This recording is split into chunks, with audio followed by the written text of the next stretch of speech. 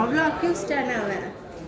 ஆனால் எங்களுக்கு மொத்தம் 4 லட்சம் கிட்ட எங்களுக்கு வரும். நீங்கள் அப்பவே துரத்தி விட்டுருக்கணும். ஒருத்தரோட உங்களோட வாய்ஸ் ரெக்கார்டு எங்களுக்கு வந்திருக்கு. நீங்கள் அவங்க கிட்ட ராணி அம்மாட்ட பேசினதும் எங்களுக்கு இருக்கு. ஒருத்தவங்க சம்மந்தப்பட்டவங்க இல்லை, 4 பேர் வந்து ரூம் போட்டாங்க.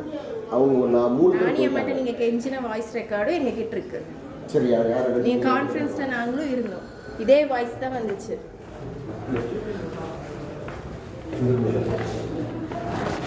நல்லா கீழ் ரூம் எடுத்து சொகுசாக இருக்கா. எப்படி எங்கள் பொம்பளைங்கள எல்லாம் வந்து ரோட்டில் கத்த வச்சு அந்த பிள்ளை கொஞ்சம் கை கலப்பு ஆயிரும். நல்லாக்கு எப்படி பேசுறது. ஏன்னா அவங்க அம்மாவை இன்னைக்கு சேரில் தூக்கி எல்லாம் முக்க அடிக்க வேண்டாங்க. காசை வாங்கிட்டு உள்ள இப்படி உட்காந்துருக்கா சொகுசா. நீங்கள் ஏன் கம்ப்ளைண்ட் பண்ணாமல் இருக்கீங்க இவ்வளோ நாள் காசு கொடுக்காம? அவங்க என்ன சொல்றாங்க பேசிக்கலாம்.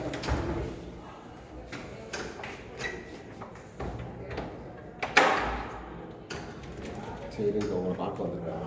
எல்லாம் பேசி சொல்லிட்டு கதை பண்ணுறது. போங்க, பேசிக்குவாங்க. உள்ளே போங்க, நீங்கள் உள்ளே போங்க.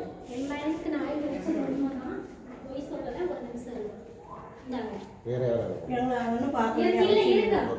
எனக்கு இப்போ அதெல்லாம் அந்த டிராமா இங்க பாருங்க அந்த டிராமால அங்க தூக்கி வைங்க. அந்த டிராமால அங்க தூக்கி வைங்க. சரி, அதெல்லாம் தூக்கி அங்க வைங்க. ஃபோன் நம்பர் எப்படி பிளாக் போட்டு வச்சிருந்தா உங்க வீட்டுக்கார நம்பர் பிளாக், உங்க வீட்டு பிளாக் எப்படி? நீங்க ஒரு லார்ஜ்ல வந்து ஒரு பொம்பளை வந்து இப்படி இருந்து இத்தனை பேர் தர காசு எங்க வாழ்க்கையில எதுக்கு வாங்கணும்? எதுக்கு வந்து வாங்கணும்னு கேக்குறேன். எதுக்கு வந்து வாங்கணும்னு கேக்குறேன். எதுக்கு வாங்கணும்? எதுக்கு போய் வாங்கணும்ல? எதுக்கு வந்து வாங்கினேன்? சிவானா, இவங்க கிட்ட வாங்குனது எல்லாமே உண்மைதான். இவங்க அம்மா அவங்க கிட்ட நீங்க பேசக்கூடாது. அவங்க கிட்ட பேசக்கூடாது. அவங்க கேர் ஆஃப், இவங்க கேர் ஆஃப். நீங்க கேர் ஆஃப். நான் காசு 39ஆம் தேதி தரலன்னு நீங்க தருவீங்களா? 29ஆம் தேதி அப்புறம் எது கேர் ஆஃப்? அப்புறம் எது கேர் ஆஃப் கூப்பிடுறீங்க? என்கிட்ட கேர் ஆஃப் வந்தீங்கன்னா இப்ப நீங்க பேசணும். ஹோட்டல்ல நான் வந்து இங்க பேச மாட்டேன். ரூம்குள்ள வந்துட்டு அதுக்கப்புறம் உங்களுக்கு வேலை இல்ல. நீங்க அது என்னன்னு மட்டும் கேட்டீங்க. ஏன்னா நாங்க வந்து மேல எடுத்து இல்ல கேர் ஆஃப் அப்படின்னா 29ஆம் தேதிக்கு அப்புறம் எனக்கு எழுதிட்டாங்க. நான் உடனே கிளம்புறேன். ஒண்ணும் பேச மாட்டேன். கேர் ஆஃப் நீங்க இவங்க கேர் ஆஃப் நீங்க உங்க உள்ள ஒரு இதுல தான் இருக்கீங்களாமா? விட்டு போயிருக்க ராணி அம்மா இந்த ஹோட்டல்ல. ஆமா எல்லா கதையும் சொல்லுவேன். நாங்க எங்களுக்கு ஒண்ணுமே தெரியாது. ஒண்ணுமே தெரியாது. எனக்கு இப்ப காசு வேணும். என் காசு வேணும். என்னோட வாழ்க்கை சீரழியுது. என்னோட காசு 30ஆம் தேதி எல்லாம் தர மாட்டேன். நிறைய டேட் சொல்லிட்டேன். என்ன ஆக்ஷன் எப்ப எடுப்பீங்க? இல்ல மௌத்தானுக்கு அப்புறம் எடுப்பீங்களா? என்னோட புள்ள சீரழிற வீடு இல்லாம, வீடு கட்ட இல்லாம, வீட்டுல இருக்கிறவங்க வீடு இல்லாம நிக்கிறாங்க. வந்து எப்படி உட்காந்து ரூம்ல உட்காந்து வயிறு எரியுது. என் வாழ்க்கையே போச்சு. தாலி செயின் நீங்க பாருங்க, தாலி செயின் முதல் கொண்டு வாங்கிட்டு வந்துட்டா. எப்படி எதுக்கு இருக்கணும்? ஊரார் காசு எதுக்கு வாங்கணும்? எதுக்கு இப்படி இருக்கணும்? நீங்க வந்து எதுக்கு கை கேட்கிறேன்? எங்க வீட்டுக்கு எதுக்கு வந்த? எதுக்கு எங்க வீட்டுக்கு வந்த? எங்க அம்மா வந்து எதுக்கு வந்த? நீ வீட்டுக்கு வந்து எதுக்கு கை நீட்டி வாங்கின? எங்க வீட்டுக்காரங்க உங்க ஐடியா இருக்கு. நீங்க வந்தாங்க சரி உங்க வீட்டுக்காரங்க கையில கொடுத்தாரு. அதுதான் நீ கேட்டு தான் தந்தது. பொறுமையா பேசுங்க.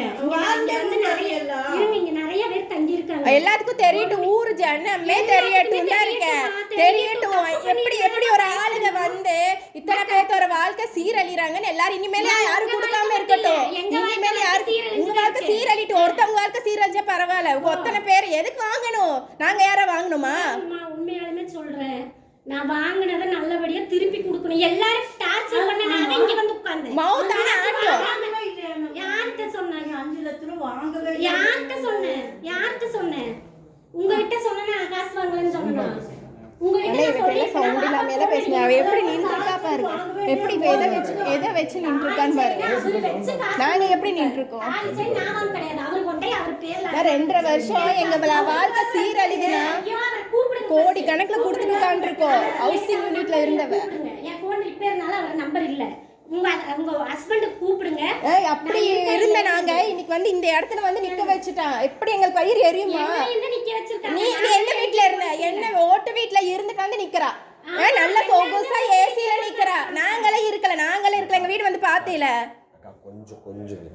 அண்ணா போங்க. நான் சவுண்ட் கொடுக்காதீங்க. இது பண்ண பயிர் எரியுதுண்ணா. அண்ணா இவங்களோட பணத்தை எல்லாம் வாங்கி கொடுக்கணும்னு சொல்லி தான் நாங்க இங்க வந்து எதுக்கு உட்காரணும்? போறேனா? சொல்லுங்க. எதுக்கு இந்த மாதிரியான கூக்காரணி உன் சொகுசு வாழ்ல வந்து அப்புறம் குழந்தை எப்படி பார்க்க விடுவாங்க? எதுக்கு நீ ஒரு நின்றுக்கணும்? காசு இல்லன்னு அந்த அம்மா சொன்னனே ஒரே மாசத்துல தரமாட்டேன்னு சொல்லிடுறோம். அப்புறம் என்ன அவ என்ன ஏமாத்திட்டு இருக்கா? டேட் ஒவ்வொரு நாள் சொல்லுவா, நம்ம ஒவ்வொரு நாள் அப்படியே உட்காந்து கேட்டே இருக்கணுமா? எங்க வீட்டுல எல்லாம் ஒத்துப்பாங்களா? உங்க பிள்ளைங்க எல்லாம் நல்லா வாழணும். நம்ம கேஸ் போட்டு அவங்க பின்னாடி அலைய முடியுமா? அவங்க கிட்ட எப்படி கொடுத்தோமோ அதை வாங்கத்தானே நம்ம பார்க்கணும். எப்ப வாங்குறது? அது வரைக்கும் எல்லாத்துக்கிட்டையும் வந்து வெளில வந்து பதில் சொல்லுங்க. நட கோட்டம் எடுக்கு நான் வந்து பதில் சொல்லு. கட்டுங்க, நான் வர்றேன். எதுக்கு உனக்கு எது கட்டணும்? நான் சாப்பிட எனக்கு கொடுத்ததே போதுமே. நீ யாரு எனக்கு? நீ யாருன்னு கேக்குற? நீ யாரு நான் உனக்கு கட்டுறதுக்கு? நீ யாருன்னு கேக்குற? அது போய் உங்க வீட்டுக்கார்ட்ட கேளு, உங்க இதுகிட்ட கேளு. சொகுசு வாழ்க்கை வந்தது நீ தரலான்னு சொல்லிச்சா? இவ வாழ்ந்ததுக்கு நம்ம காசு கட்டணுமாமா? ரூம் எடுக்கும்போது தெரியாதா? தாலி செயின் நான் சொல்றேன். வாழ்க்கை வந்து சீரழிட்டு இருக்குன்னா எப்படி வாய் எடுக்கிறா? அந்த அம்மா கிட்ட நின்றுக்கணும்ல. அம்மா அவங்க கிட்ட காசு இருக்குன்னு அவளையும் எஸ்கேப் பண்ணியாச்சு, இவங்களும் எஸ்கேப். எல்லாம் தலைமாறிது.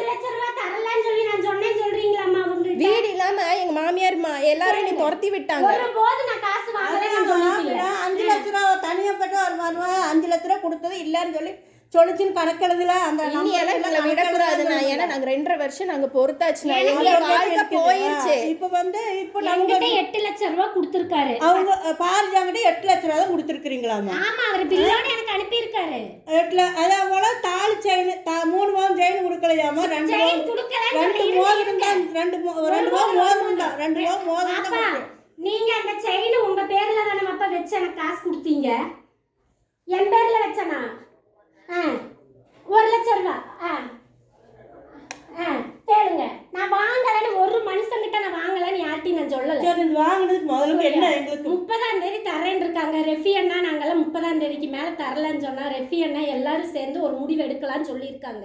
அந்த முடிவுக்கு தான் நாங்களும் நின்றுட்டு இருக்கோம். ஏன்னா எல்லாத்தோட முதலையும் வாங்கி கொடுக்கணுன்ட்டு தான் நானும் நிக்கிறேன். ஏன்னா எல்லாருமே நல்லா இருக்கணுங்கிற அந்த நோக்கத்துல தான் உள்ள வந்தது. இப்படி ஆகும்னு தெரிஞ்சிருந்தா இதெல்லாம் நீங்க பேசவே கூடாது. நல்ல நோக்கத்துல இருக்கிறவங்க ஒரு மக்களோட காசை கை நீட்டி வாங்கி யார்கிட்ட கொடுக்குறோம்னு சொல்லி கொடுக்கணும். எனக்கெல்லாம் போனே வரல, பிளாக் பண்ணிருக்கு. போன் நம்பரே இல்ல, பிளாக் பண்ணிருக்கு. பேசிட்டீங்களா? 10 நிமிஷம் கேட்டீங்க. இன்னைக்கு நாங்க வந்திருக்கோம். 30ஆம் தேதி காசு வரல அப்படின்னா நம்ம தான் வருவோம்.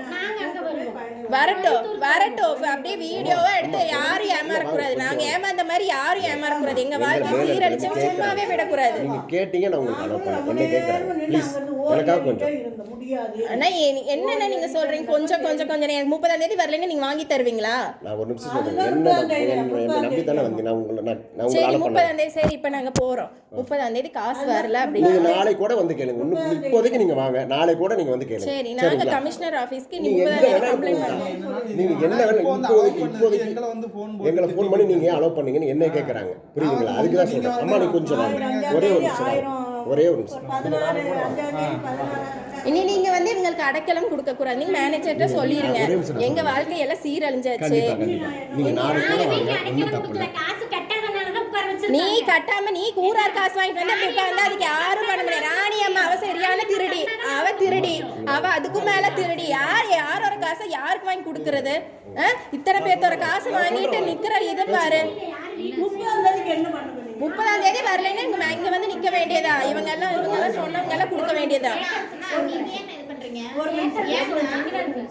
20ஆம் தேதி தரேன்.